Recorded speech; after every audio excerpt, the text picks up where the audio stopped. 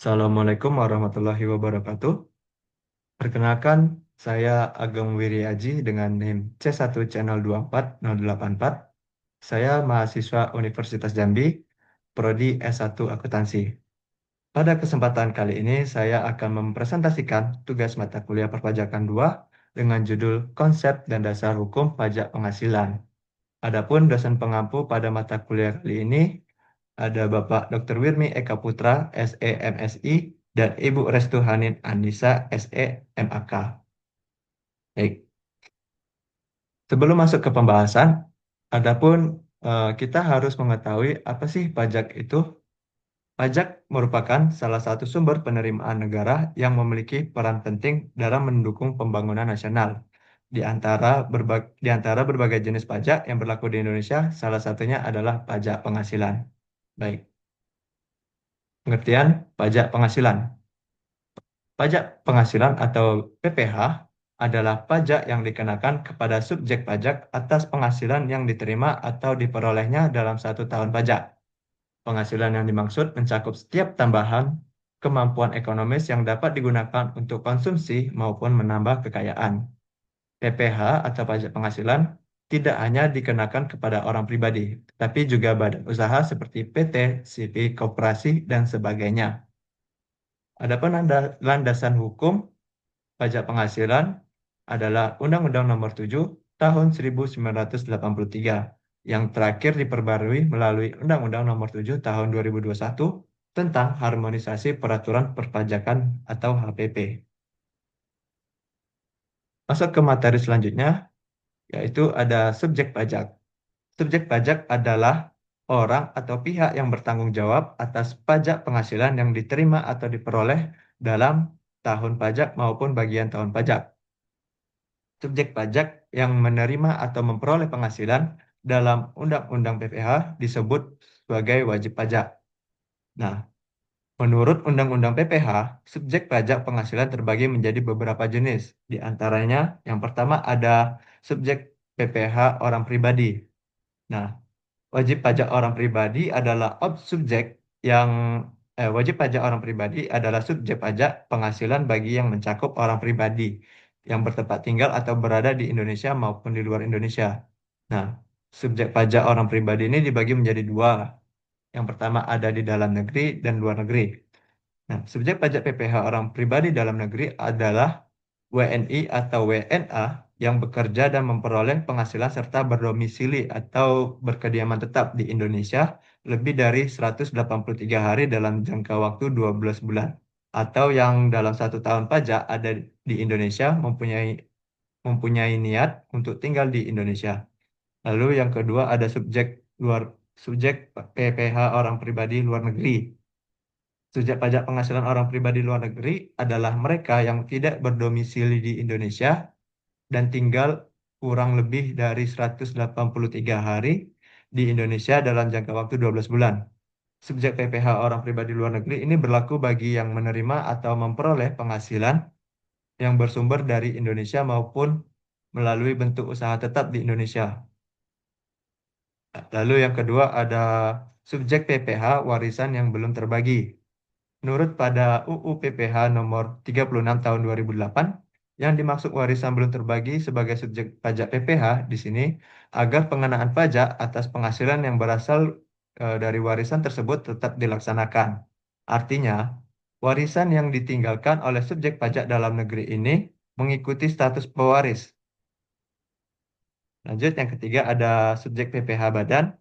Badan adalah subjek pajak yang merupakan orang atau modal sebagai satu kesatuan, baik yang melakukan usaha maupun tidak melakukan usaha.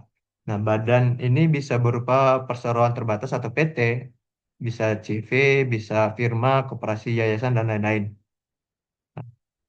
Lalu yang keempat ada subjek PPh bentuk usaha tetap atau BUT. Subjek PPh Badan Usaha Tetap ini adalah subjek pajak penghasilan yang perlakuan perpajakannya dipersamakan dengan subjek pajak badan dalam negeri. Lanjut materi selanjutnya yaitu ada objek pajak. Objek pajak adalah penghasilan, yaitu setiap tambahan kemampuan ekonomis yang diterima atau diperoleh wajib pajak. baik yang berasal dari dalam negeri maupun luar negeri. Beberapa objek pajak penghasilan diantaranya sebagai berikut: ada penggantian atau imbalan berkenaan dengan pekerjaan atau jasa, lalu ada hadiah penghargaan, laba usaha, dividen, bunga, royalti, dan keuntungan dari pengalihan harta. Lalu ada yang tidak termasuk subjek pajak. Nah, tidak semua orang atau badan dianggap sebagai subjek pajak. Misalnya ada kantor kedutaan, konsulat jenderal atau lainnya yang merupakan perwakilan negara asing. Lalu yang kedua ada pejabat atau perwakilan negara asing. Dan yang ketiga ada organisasi internasional tertentu yang telah diakui oleh pemerintah dengan berbagai syarat. Baik.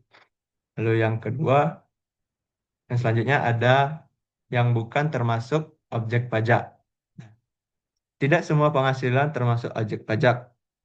Contohnya, contoh yang dikecualikan sebagai berikut: ada zakat, sumbangan wajib, hibah keluarga saudara, lalu ada warisan, lalu ada dividen antar badan usaha dalam negeri, dan iuran dan investasi dana pensiun, dan lain sebagainya. Terus selanjutnya ada wajib pajak dan kewajiban. Nah, wajib pajak adalah orang pribadi atau badan yang telah memenuhi syarat subjektif maupun objektif untuk dikenai pajak. Setiap wajib pajak memiliki suatu kewajiban, yaitu mendaftarkan diri ke kantor pajak untuk memperoleh NPWP. Setelah itu, mereka wajib menghitung jumlah pajak yang terutang, menyetorkan pajak ke kas negara, serta melaporkannya dalam surat pemberitahuan atau SPT tahunan sesuai ketentuan perundang-undangan perpajakan. Materi selanjutnya ada dasar pengenaan pajak. Dasar pengenaan PPh ini adalah penghasilan kena pajak atau PKP. Untuk wajib pajak, badan PKP dihitung dari penghasilan itu. Sedangkan untuk bagi wajib pajak orang pribadi, PKP-nya tuh dihitung dari penghasilan itu yang dikurangi dengan penghasilan tidak kena pajak atau PTKP. Nah, rumusnya sebagai berikut: penghasilan kena pajak atau wajib pajak badan itu sama dengan penghasilan netonya. Nah, kalau penghasilan kena pajak wajib pajak orang pribadi, penghasilan neto dikurangi PTKP.